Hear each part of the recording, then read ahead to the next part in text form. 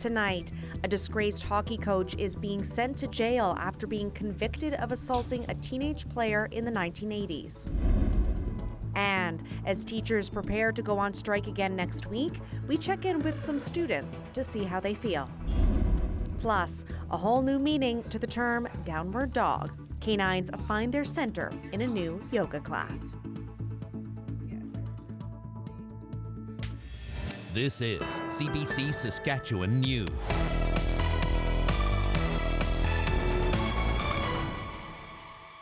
It's Friday, January 19th. CBC Saskatchewan News starts right now. Good evening and thank you for joining us. I'm Natasha Lipney in for Sam McKay tonight. It's been a long and emotional week for the people of the James Smith Cree Nation and community of Weldon. They've had to listen to some heartbreaking testimony out of the coroner's inquest into the mass stabbings of 2022. Many RCMP members testified, as did several family members of those who died. Earl Burns Sr. was among the 11 killed, and his wife was one of the 17 others who were injured. The couple's family testified at the inquest this week. They also had a chance to ask questions of other witnesses, including the first responders. At the beginning of it, I was somewhat angry, right? Wondering why help didn't get to him sooner. But talking to the actual police officer that attended the scene and seeing his facial expression and hearing his voice and seeing that he's compassionate, like he's a human being as well, and that he's affected by this too. Like he wished that he would have got there sooner too. Yeah, it has impacted me to have empathy on him. The inquest is scheduled for 2 more weeks. 6 jury members will be tasked with making recommendations to prevent similar tragedies from happening. Jason Warwick has been covering the inquest in Melfort all week. He joins us now. Jason, what else did you hear today? Natasha, it was an eventful, emotional day after an eventful, emotional week here in Melfort at the inquest into the James Smith Cree Nation mass stabbing incident. Again, 11 people were killed, 17 wounded. A number of those families have been here all week listening to this extremely heavy testimony. Many people hugging and crying, clearly emotional, taking advantage of the emotional support workers, the mental health supports, the elders who are here.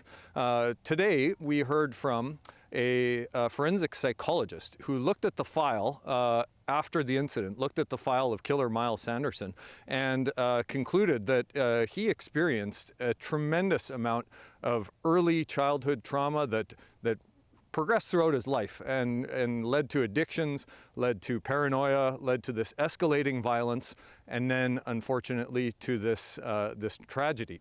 He's saying that Miles Sanderson developed these thoughts in his head that became less and less rational, and that was the psychological basis. Then we went to a police officer who had pieced together all of these 11 killings, and he talked about how this was not a random disorganized killing spree. This, in Miles Sanderson's head, in his paranoid, delusional mind, was rational. And he had these grievances, he called them, with all of the people he killed and the people that were connected to them that it was. And these weren't necessarily rational. These were perceived things in his head. And it was the basis for this tragedy. After that, in the side room off the main auditorium, we heard for the first time from Miles Sanderson's former partner. And she talked about this life with him, this life of abuse, this life of shame that led her to stay with him. And but she said that this inquest, as difficult as it is, Natasha, it's allowing her to understand a little bit more about Miles Sanderson, but about her own life and why she did or didn't do the things she did throughout her own life. She was pleading for better support services for people with people who have suffered from domestic violence. She says they felt like they were often on their own. But she said she wants better supports for people who commit domestic violence because it's often a cycle that occurred generations before as well. And so she said she actually feels, not to excuse him, but she feels sorry in a way for Miles Sanderson. It seems like we've covered so much ground already. What else can we expect next week? There is expected to be more testimony from community members, more RCMP. We'll also hear some broader testimony about the issues. This week it's been very heavy, very emotional testimony about what actually happened and the actual people involved, the perpetrator, the victims, the responders.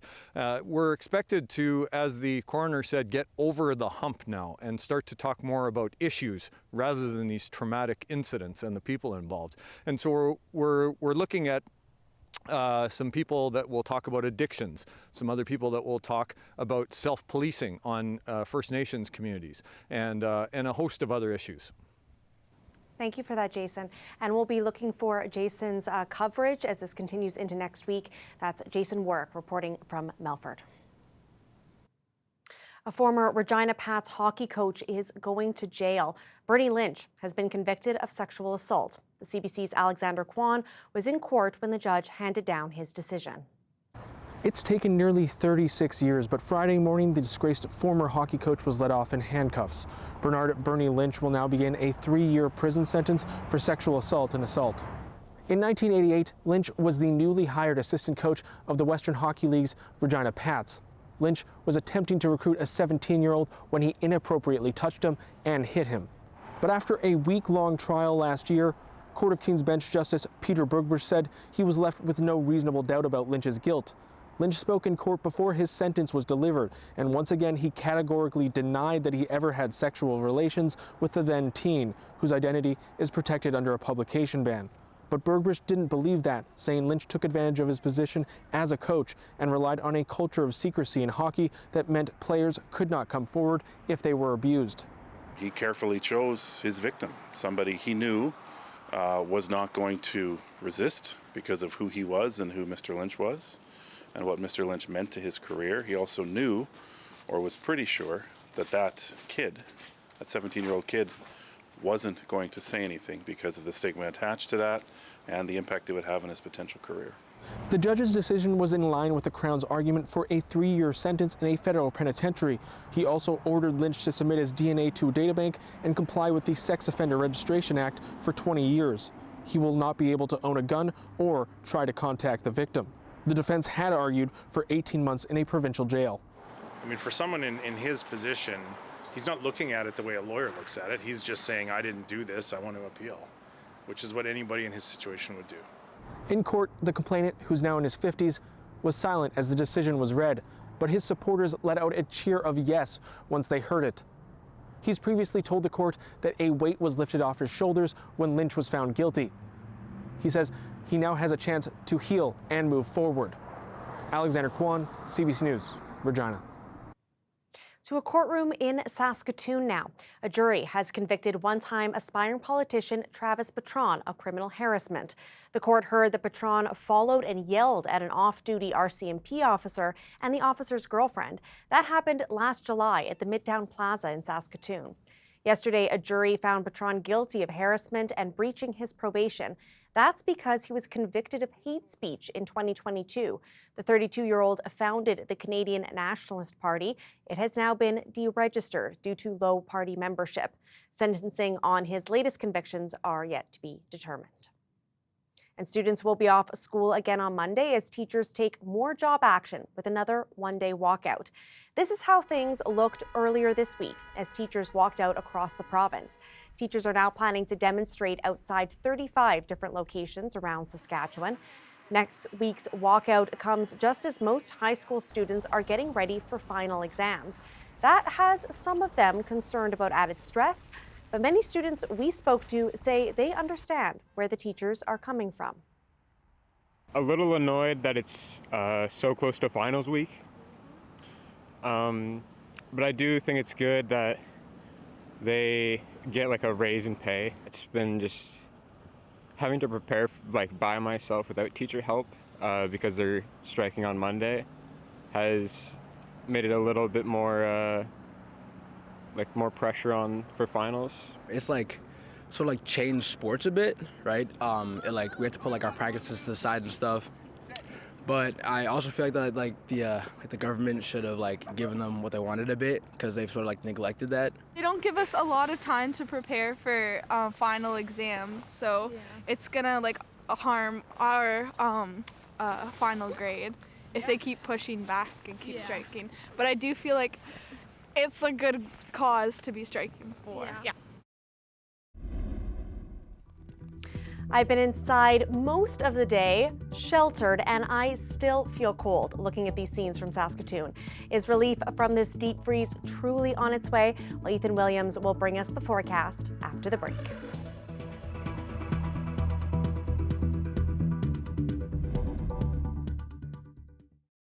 This weather update is brought to you by Crestview Chrysler Dodge Jeep Ram, proud member of the Capital Automotive Group.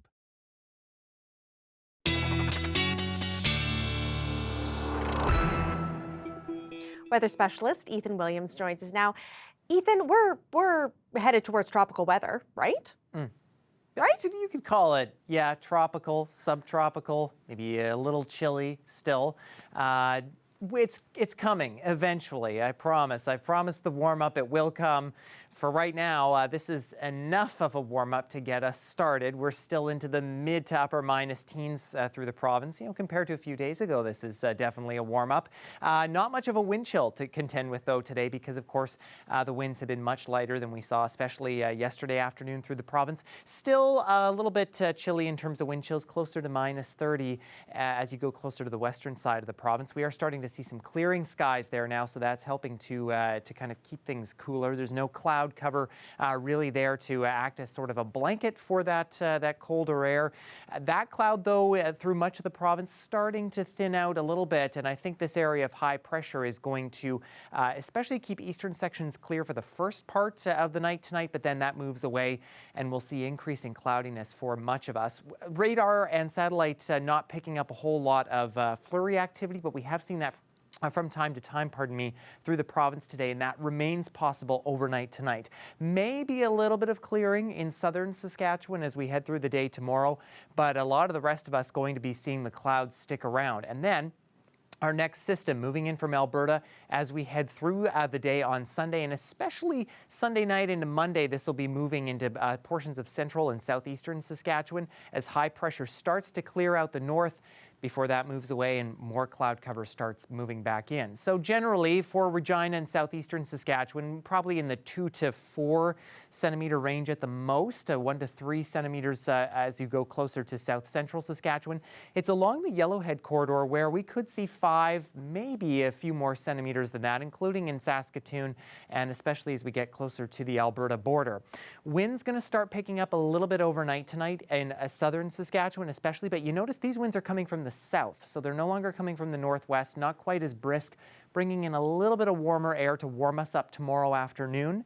Could be minus single-digit temperatures in parts of southern Saskatchewan tomorrow, and then winds starting to die off as we head through the back part of the weekend. For temperatures, again, what's going to kind of help temperatures warm up, in addition to the wind, is what's happening at the upper levels of the atmosphere. So a bit of a ridge in the jet stream building in as we head into Sunday. For northern Saskatchewan, though, a bit of Arctic air intrusion there is going to keep your temperatures likely down into the minus 20s. Nothing really changing too much as we head into the start of the work week. So in terms of temperatures, that means that Regina will hit minus 10 tomorrow. That's about normal. Keep in mind, wind's going to make that definitely feel a little chillier, probably closer to minus 20. That is morning flurries before we see maybe some clearing in the afternoon. That system, I'm saying right now, probably bringing about 1 to 3 centimeters on Monday before the much warmer weather comes our way. Saskatoon again, chance of morning flurries, not quite as windy for you tomorrow.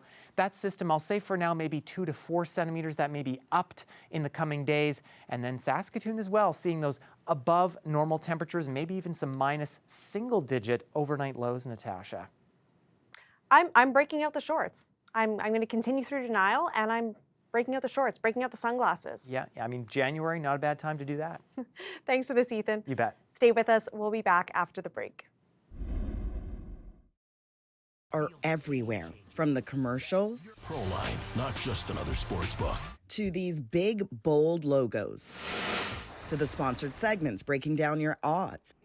So we collaborated with a team out of the UK to get some hard numbers. They analyzed 2 NBA and 5 NHL games.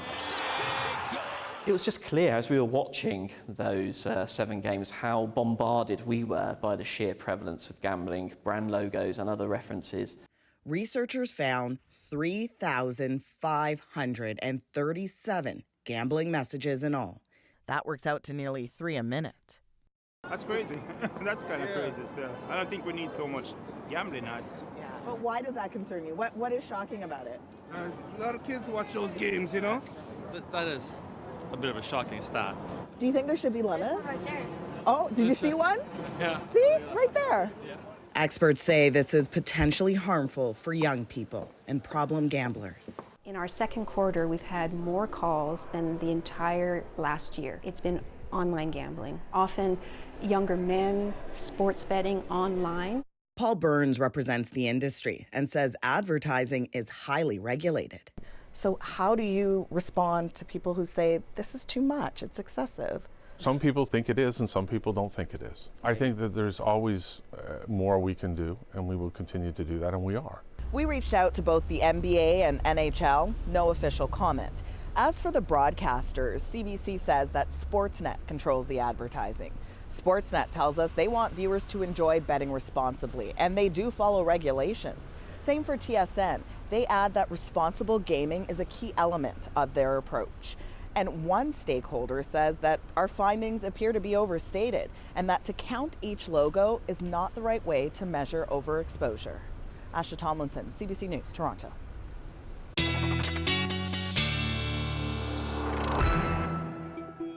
And Ethan's back with one last look at the weather as we head into the weekend. Yeah, well, for Regina and for southern Saskatchewan, we are looking for a bit of cloud cover by midnight.